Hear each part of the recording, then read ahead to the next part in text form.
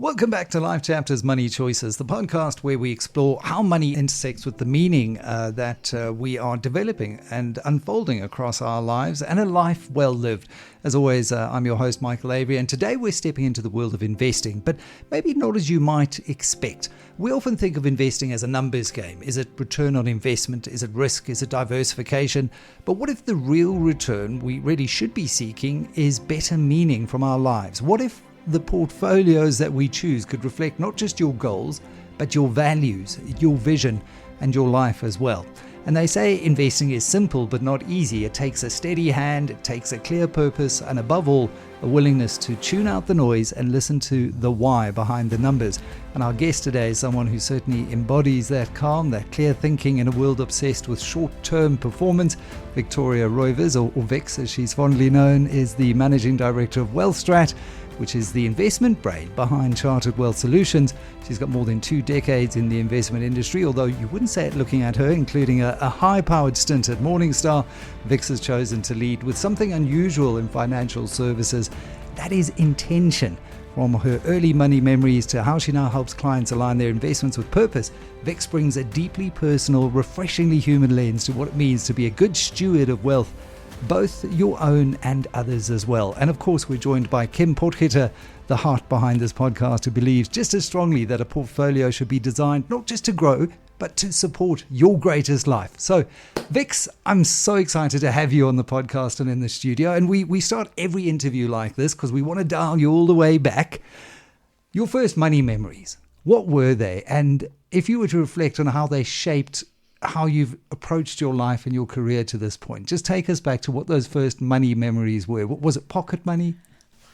If I think back, my first money memories were actually quite late in my life. So I come from an amazing family, a very humble family, whose focus was really centered around the family unit and experiences. And so money was never really anything discussed. We didn't have a lot of money.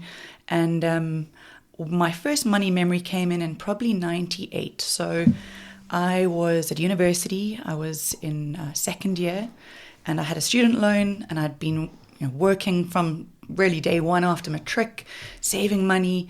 And it was when quartiles raised interest rates to 25%. And it really put my dad in a short squeeze. So for the humble life that we lived, I noticed visible stress in the family for the first time. So I guess I was very privileged that it happened so late in life. But I couldn't really understand it because although I hadn't had a student loan, it was a roll-up. And all I saw was the interest that I was earning on my meager savings from being a waitress. And I thought, well, surely high interest rates are great. And so it was the first time that it really brought to focus, the terrifying impact that debt can have on you as a human and on your life. But also, when I'm nervous of something, I try and get behind the numbers and the data behind it. Yeah. And I thought, let's just try and make the sense of this because there's a big world of money. It can't all be bad, but I could see what it did to my family. And that's when I thought, I actually need to make money my friend. And that was really where I started my journey with money. But it was never a conversation you had around the dinner table, for example. No, unfortunately not. And I've so enjoyed the work with Kim where we talk openly about money, about investments, about your feelings of it, because I guess I come from that era or that generation where you don't talk about money. And again, maybe because it wasn't a big influencer in our life, it was something that when my dad also had that stress, we didn't talk about it, but it was so visible. Yeah, and it's always there in the background, even if you're not talking about it, as you said, it is visible. You worked as a waitress. I also worked as a waiter to pay my way through a degree at Rau. I don't know why people say, why did you study journalism at Rand Afrikaans University, which was the bastion of the Broederbond? Well, the simple answer to that was because I couldn't afford to go to Rhodes and I was paying for it myself. And, working in 7th Street in Melville was actually a great way to learn some of the soft skills that you don't get taught in a degree. Tell me about your university days. Michael, I've had some very strange jobs that are on the side. So from waitressing, I worked as a tutor at university.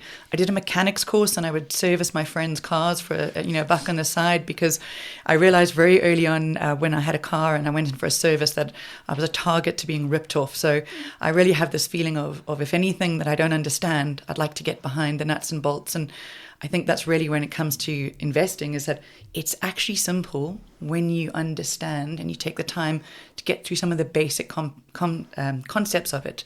But it's an industry like everything that if you can keep it shrouded in acronyms and mystery, then people are happy to just pay up and not try and get to understand it. So back to what did I do? Yeah, a waitress, I tutored, I serviced cars. And probably a low point was I was a low point for the kids was I was a fairy at kids' birthday parties. I think an awful one at that too.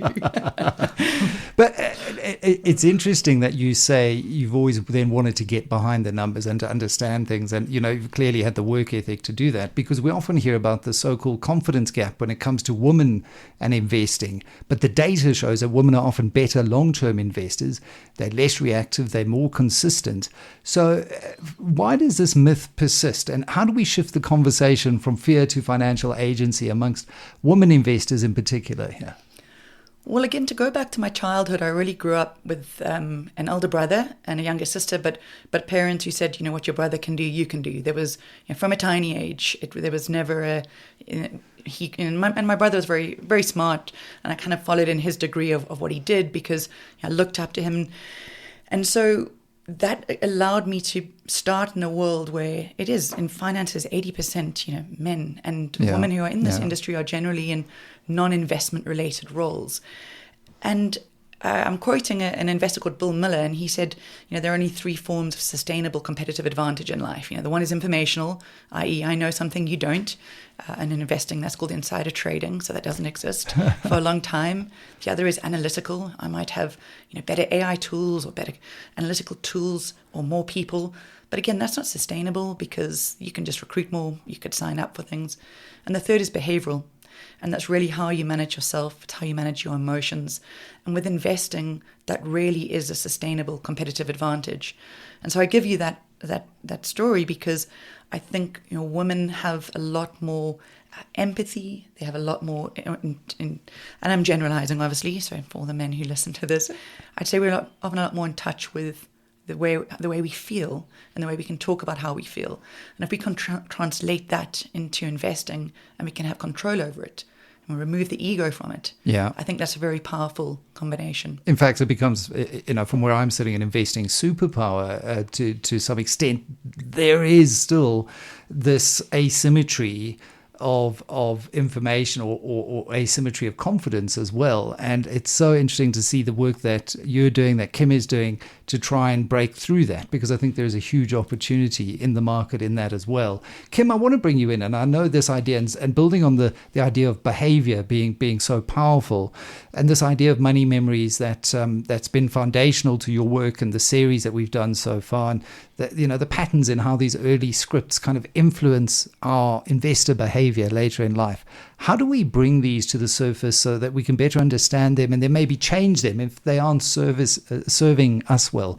Servicing, I've got car servicing on the brain thanks to Vix. Well, I've learned something about Vix that I didn't know. I'd heard about the one where what she was doing with the but not the one where she was servicing cars. I am so impressed. You actually just risen up my level of impressedness now. Really, you have. Yeah, Michael, it is very much what Vix is saying is that she didn't actually talk about this with her family. So again, it's the conversations.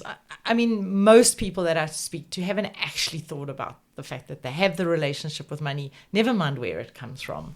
And it's going back. It's possibly just being able to share what it is and to work out for yourself what it is. And then when you say, well, how do you change it? That's the hard part.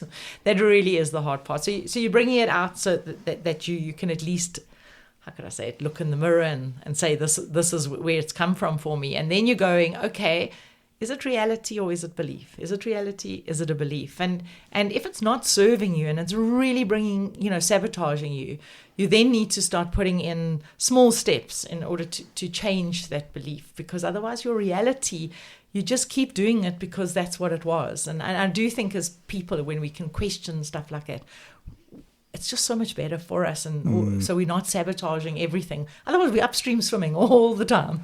Often that sits a layer below where many of us tend to dig and self-reflect. But when you do start digging and self-reflecting, then you do bring that to the surface. And I think it can be sometimes quite an uncomfortable thing to do.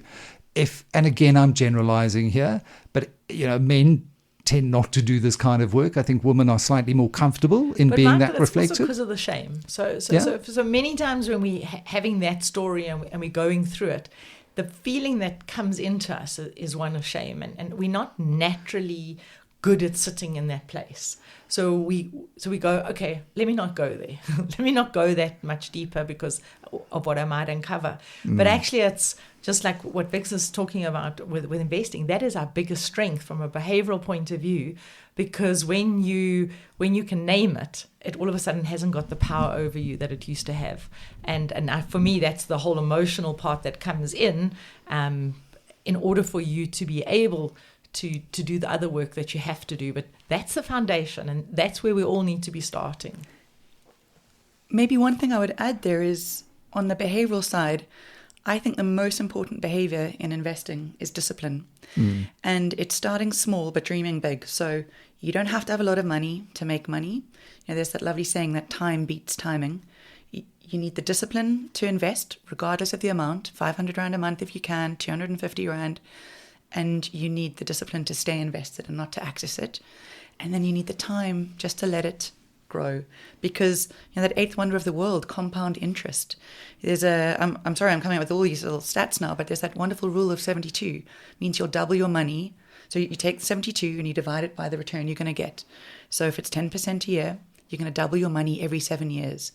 And that is an incredibly powerful concept. Yeah. So if you just look at the maths behind it, from the behavioral side, if you can just be disciplined and trust the process, you're going to do well. I love that quote. And it's finished by Einstein saying, those who understand it earn it. And it is. And those who don't pay it. And those who don't pay it. And it's exactly that. But we're not taught these things, Vix, in school. And, one of my kind of soapboxes that I tend to get on and drums that I beat is, why don't we teach these kinds of skills in our school curriculum, in our LO, for example, how to invest, how to do your tax, little things that are really important to life that you're not taught. And I got into some serious credit card debt straight out of high school into university, and I learned a very important lesson about interest, much like your Chris Stiles example as well.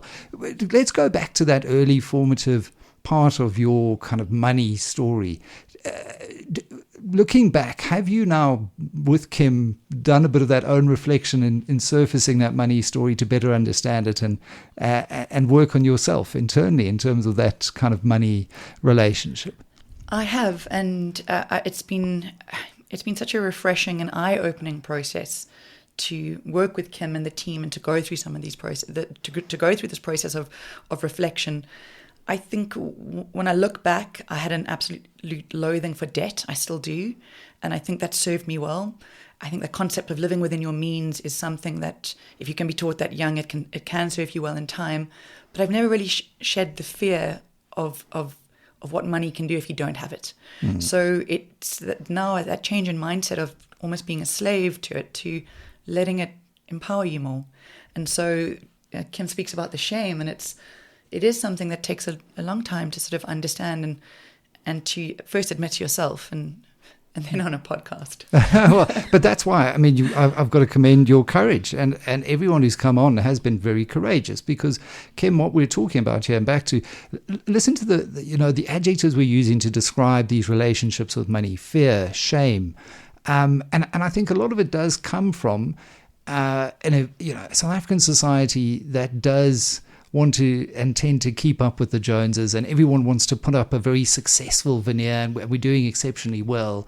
And so many people have come from backgrounds like I have as well, where you've you have had to struggle a little bit to get where you are. And so you want to project this success. And so we don't want to have these kinds of conversations. How difficult is it when you sit down with your clients initially to break through that wall that they've built around their own personal money conversation? What are the tools you use to help get to that point? So I think what really works well with it is that I give people pre-questions to think about. So many times, so before the meeting, they've got pre-questions, and they're not the normal ones you would do with a financial Which is planner. something we don't do on this podcast. So I must say, Vix, you've been very brave. So the questions are really around, what's your earliest money memory? What does money represent to you? And who are the people in your life that you're responsible for financially? Because when you are responsible for people financially, it means that they mean something deeply to you. Yeah. So they've prepared and they've thought about it. And my other magic question that I absolutely love is, if you had all the money in the world, what would you do differently with your life? So they've had the time to consider it, to ponder it. Because I think if you just came into a meeting and you were given those questions, you wouldn't get the most out of it. Whereas if you've had time at home to contemplate them, then you come up with much better answers. So it's incredible to see when they come in for the meeting, they're now ready. Because they've answered that and they go, Kim, you won't believe I had such an aha moment answering that question. Thank you so much for getting me ready. Nobody's ever asked me these questions before. And that's what I think this whole thing is we don't speak to our best friends about this. We don't speak to our partners about it. We don't speak to our financial planners about it unless they're financial planners with a difference.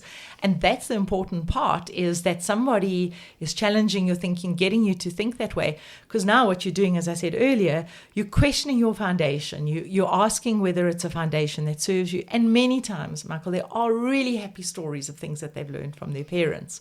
But when it isn't, at least you have that opportunity to make those changes, to have that significant shift in your relationship with money, which is so much more empowering than sitting just doing the same thing over and over and over again, because that's the way we were doing it. Yeah, definition of madness. And I certainly did learn frugality from my parents, both of them. Actually, that has served me very well in terms of having that discipline, Vix, that you mentioned, to live within my means. And, initially, I think in your career, it's very difficult because you're not earning very much.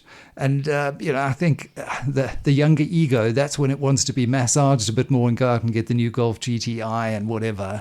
You speak to Adrian Saville about his red GTI story. But as we get older, then, if you build that muscle of discipline and you start earning a bit more, it becomes a lot easier to then save a bit more and actually then start to really compound that through the course of your life and your career. But I want to come to Wealth Strat, because your decision was a very interesting one, given that you were with Morningstar, a very successful, very a pressurized job at Morningstar as head of Morningstar South African operations, and chose to change tack somewhat in becoming a lot more purpose-led, intentional. That's really the philosophy of Wealth Strat in how you build client portfolios. Take me through that decision, and in this moment in your career, what led you to this path? So I loved Morningstar. I had a wonderful time there. It's an incredible business. And I got the privilege of, had the privilege of working with amazing people and clients. But what tends to happen in corporates is you can be promoted away from the things that you're good at and that you love doing. Yeah.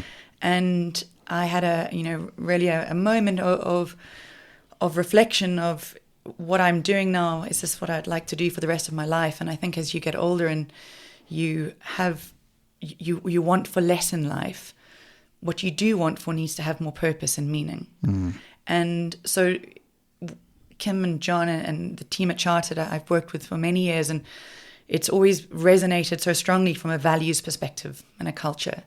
And as I say, I have the luxury, and I'm very fortunate to want for very little other than, good health and a good life, and actually to spend my days with an alignment of values, and also knowing that the work that we do impacts people's lives directly. And from an investment perspective, this has allowed me the opportunity to take the skills and the knowledge that I have and directly impact the lives of the clients of Chartered Wealth, but in a results perspective, so generating hopefully good returns, but not in an ego perspective. We're not trying to be the best. We're trying to serve the needs that the clients have and then to reduce costs. And also that purpose built is also around the communication, because you can have the best investment, but if you don't feel good about it, you worry. And then you've got that shame, that same feeling that you have about your money. So a lot of what we do is also just providing confidence to investors within the planning process that their investments are going to serve them well. And I think if you can marry all of those pieces, then actually people do get to enjoy the money that they have, the life that they have, and to worry less. And that's very much encapsulated in Wealthstrat's philosophy that portfolio should serve people, not just outperforming the benchmarks. And well, Michael, it's been an eye-opener for me, because as an asset management industry, I think every conversation is around, first quartile, second quartile performance, how everybody has performed relative to everybody else. And in every single client meeting I've been in, not one has any client asked me relative performance. They just want to know if they're on goal they're on track to meet their goal. And so it's, as an industry, we discuss things as a management industry which actually clients do not care about, and the industry cares about.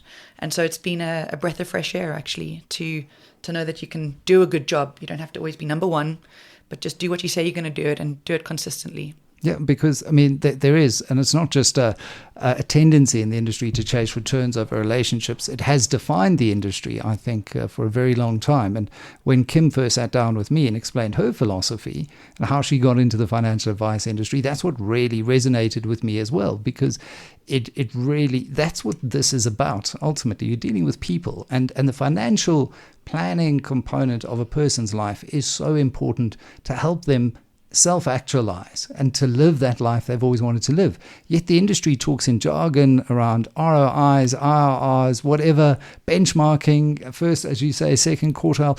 That isn't the reality. Kim, what's your litmus test for whether a client's investments are aligned with the life that they actually want to live? Do you actually go deep into the portfolio and say, listen, we might be investing in a company that is driving online gambling in South Africa, and right now that is the biggest scourge. Do you go into that level of granularity? So the question that is asked in that same questionnaire that I was sharing with you earlier is, what investment wouldn't you be invested in as a matter of principle? And I think that's always important to know, so that you can bring that to the conversation. Obviously, not every one of our portfolios is designed specifically for the person, unless that's what they want. So we have the different offerings for them. And I do think it's person dependent, because for some people that is really important, that they are engaged and they're involved in putting that portfolio together. And for others, you ask what the test is. It's just to know that they're going to be on track. It's to know that they are not going to run out of money before they're 100. So the question we always give people is, and the way we work with them is, your money has to last you till you're 100. And then they'll go to me, Kim, we're not going to live till 100, never going to live to 100. And I go, we have clients who are 99 right now, doing a lot of things. We're planning till 100. And I'm thinking in a few years' time, we're going to be planning till 120. It's going to start moving. So for me, that's what we're tracking against. It's an individual. Are we getting you to not run out of money, to not be dependent on your children? And if you do have things that you want to leave as a legacy, that you're still going to have the money to leave it as a legacy. It's individual conversations around each one of those, and knowing that we're on track for what's important to that person. So that person is living the life that they've chosen. Remember, we're not choosing what life they want. Yeah, exactly. And for one person, it might be like for me to go and overland in a Land Cruiser and live in a 2x6 tent for 10 years. But someone else might want the lavish ocean cruises. And it's so different. It's what talks to you personally. And again, I think it's always been difficult for an industry that is so quantitatively driven to get into something that's a lot more subjective and qualitative. Do you think that's been the big challenge? And also, I think the fee model, and we've got to talk about the fee model and whether or not the fee model has been fit for purpose. So what I found interesting to be within the wealth and the planning side of the business is that so much of the value that is added is not monetized. It's very difficult to quantify. Yeah. And yet the investment industry is a business that everything has a metric, and in some way is monetized or quantified or ranked or rated. And yet those metrics mean very little to people who are saving. And so I feel there's a very good marrying of the two when you can work together, because you can understand the importance of what you're doing. So we need to be measured by metrics to know that we're meeting return targets or hurdles, so that clients can run out of money after 100. But those are not the conversations that we have with clients. And so the dichotomy between those two is very evident for me now. And I love it. I must say, I think there's this marrying of ideals versus reality. So I read it was actually a Morgan Housel quote the other day, and it was Larry Fink was having dinner with this head of a big sovereign wealth fund, and he said, what do you manage? How do you manage your money? And he said, for intergenerational wealth. And he said, and how do you remunerate your team? And he said, quarterly. Well, therein lies a massive disconnect. Yeah. So you have to always understand who you're serving and what they need, and then you have to be measured accordingly. Yeah, I mean, intergenerational wealth and remunerated on short-term incentives. I mean, and the irony, wasn't even picked up, I'm sure, in the conversation. Yeah. And it is remarkable. But let's talk about the engine in the room and how you go about structuring portfolios for clients to live well into their hundreds. And Nix's mom phoned us the other day, panting on a treadmill into her 80s, and so fit, and she's definitely on track to blast past 100. This is the new normal, and I think we sometimes we're burying our heads in the sand a little bit if we think this isn't. So you do have to be able to build something that is going to give ultimately confidence and the ability to sleep at night safely and confidently. That is built on an engine that delivers returns. So share a little bit more about that engine and how you tend to build it. Sure. So the luxury that I have at WealthStrat is that we work very closely with the planners, so we can understand the types of requirements that clients will need.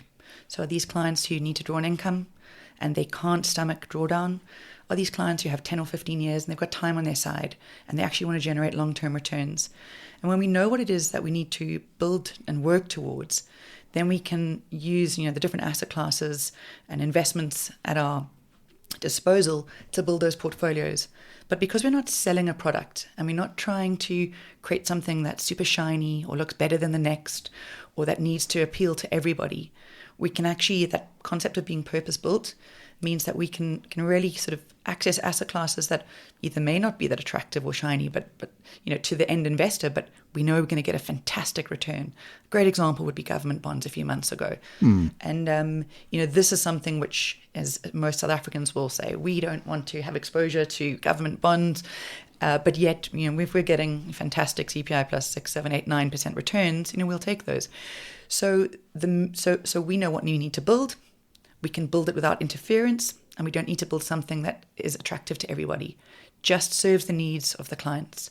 And I think that ability to not have to sell is huge, and it allows us, as I say, the freedom to access investments on a completely unbiased basis. Yeah, and it comes back to a conversation we had a while back with Colleen, wasn't it, where we were talking about know thyself, Kim, and why it's so important, especially when it comes to money.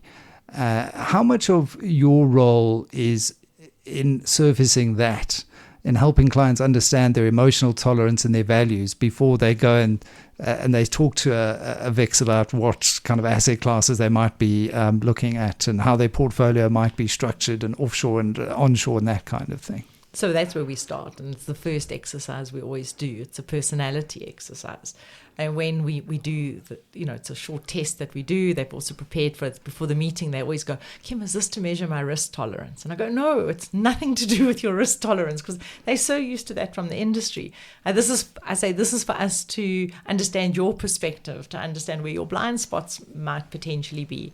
And then to the values, I mean, that is the center of everything. If we have the client's values, which we always do a values exercise with them, and if we know what their top 2 values are, we align all of our conversations, all of the end goal of what we're trying to put together, that is aligning with their values. I mean, whether it's security, whether it's family, what is that value system, and does this plan actually make sure that those values are in alignment with everything we're doing. I want to come back to women and wealth stewardship for a while, because I think for generations, women were expected to manage the household, but not the portfolio. That was like the archaic way of looking at things, but that's obviously changed, but not nearly fast enough. And to your point as well, Vix, about just the industry and the work that it's doing to ensure that more women advisors are there, more women fund managers, asset allocators.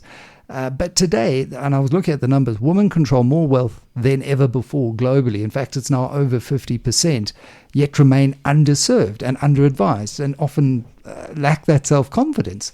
How do we flip that narrative?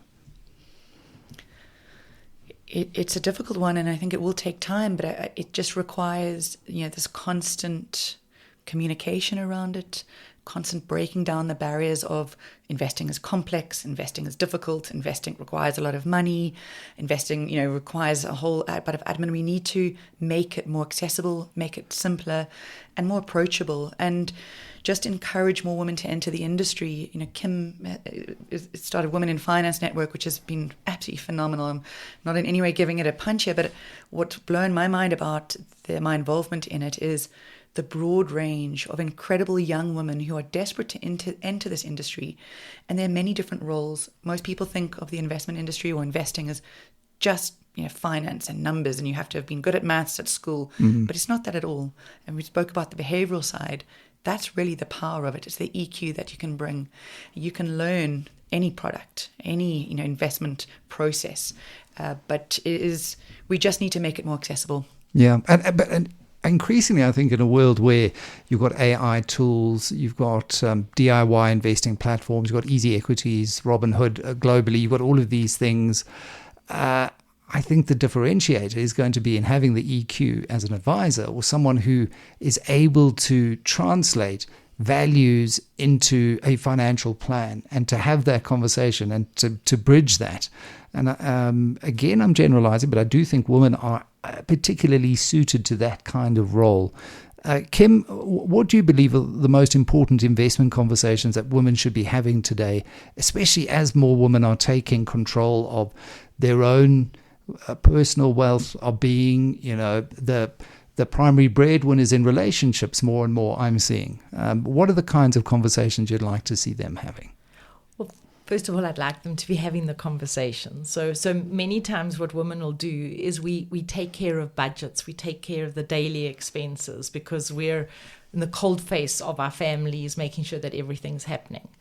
So when we're doing that, we're thinking about the today and we're not thinking about the tomorrow. So many times very importantly, what you and Vix were mentioning earlier is we need to speak to women in a different language. And I'm not at all saying that I'm putting women down. I'm just saying we speak differently. What is the money for? Because when we can understand what the money's for, we all of a sudden have a completely different curiosity about it. Yeah. And then when we get our confidence built up, we see how good we are. So we just need to start. And once we've started in the investing world, we see how we can make decisions and we can do things. I mean, I think of a particular client whose husband passed away and she needed to find somebody to help her with the money because she'd never been involved in it.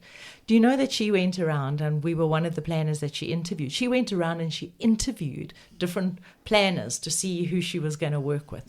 That is credible. I mean, that is brilliant to do that. You don't just go to the first person who you think is going to give you. You went around, she investigated, she asked for help. She then learnt about it. And when I think of what she created and what she's done through doing that, I mean, it was so empowering to watch her and to see her do it. So again, I think we are more open to asking for help. We have to ask for the help and we will see it. And then maybe my final one is trusting our gut of who we choose to work with. Because we must work with somebody we resonate with, because this is a relationship that you're going to have for many, many years. It's not a transaction. It's a relationship. So we put the time and effort into finding that person that we can work with. And then there's this trust that can build up between you. And for me, that would be the successful conversations that women should be having around their investing. And, I love the reframing of this as a relationship, because that's really what it is. It's not transactional. You're going to be walking a 5, 10, 15, 20, 30, 40, 50, 60-year journey sometimes with an advisor or a particular firm. And good financial advisors, sometimes they pass on, and then the next generation make use of the same firm, and that relationship is so strong because of that. And it's giving you that confidence and that peace of mind, knowing that you're dealing with someone who is very much a partner, and it's less of that just transactional mindset, and why it's so important to go do that due diligence. Could I just add one thing? There's research numbers, and I'm not going to get them exactly right. Vix would remember the numbers. But the amount of women who don't stay with, say, where they've been in a marriage and their husbands pass away, they don't stay with that financial planner. And that's why I always say to couples, go out and find a financial planner where you both are comfortable with the financial planner, not just where the husband is. Because when it's just where the husband is, the wife leaves. And it's so much more important, because that's when you're putting a sustainable plan in place. Instead of the wife then leaving and going off and doing something completely differently, that conversation when you're in a couple is also important. Both of you must be comfortable with the financial planner. And Michael, maybe one thing to add, so we'll slightly digress, but on this point is, there's always this kind of perception that investing is about the best return or something exotic, or how do we make, quick buck, and I need to find something that nobody else knows about, like it's in a small elite club. But actually the whole concept of investing is to serve your life. Yeah. So I go back to that earlier point about discipline and starting early, and just, it doesn't matter the amount, you'll compound that over time. But I think the concept of having financial advice coupled with investments is just key. Anybody who thinks they're going to do it themselves, I don't think they often know why they're doing it. They just want to make money. And that's a goal you'll never achieve, because how do you define that? Whereas if you can know what you're saving for and how much you need, then you don't mind if you haven't got the latest hot thing that's up 100% and down 50 the next month. And you need to separate the two. I mean, I think it's perfectly fine to have a bit of throwaway money that you can lose if you want to go and take surplus money. And if you want to go take a punt on platinum stocks or energy stocks, and you think you've got a hot trade, that's fine. But investing the bulk of your assets and what you work very hard for to give you the life that you'd like to lead, you have to do that in a far more kind of structured and pragmatic way. And there's taxes, all of these other things that we're not experts in. And I mean, we're chatting to a doctor not too long ago, Kim, and often it's the doctors who lose a lot of money because they overestimate their professional ability. And, I'm probably going to offend a few doctors out there, but that's what the research shows, isn't it, Vix? Well, I think there's a hedge fund manager who was quoted, I think it's from Renaissance, who said, someone said to him, for all you've done so brilliantly, but there's obviously somebody selling on every side of your buy. And he said, who are the people selling? And he said, doctors and, and lawyers. As you say, it's a profession. Yeah. And it requires time. Yeah, absolutely. I've got to ask you, Vix, did you have a female mentor in your career, or someone you looked up to when we just talk about this kind of, you've got to see it to be it, when we talk about women in the asset management or finance game? Yeah, I did. So my career started at the Now 91, so Investec Asset Management. Yeah. And ironically, I actually had two gentlemen who are probably my biggest mentors in my life. But there were also sort of two women that I really looked up to. One in particular was Kim McFarland, and she's remained a mentor of mine. And she's always been unbelievably friendly. And I look back at myself as a young, overly confident, under-knowledged, 20-something-year-old. I must have been such a pain, actually. I'm amazed. But from day one, she always gave me the time of day, and it's really inspired me. So.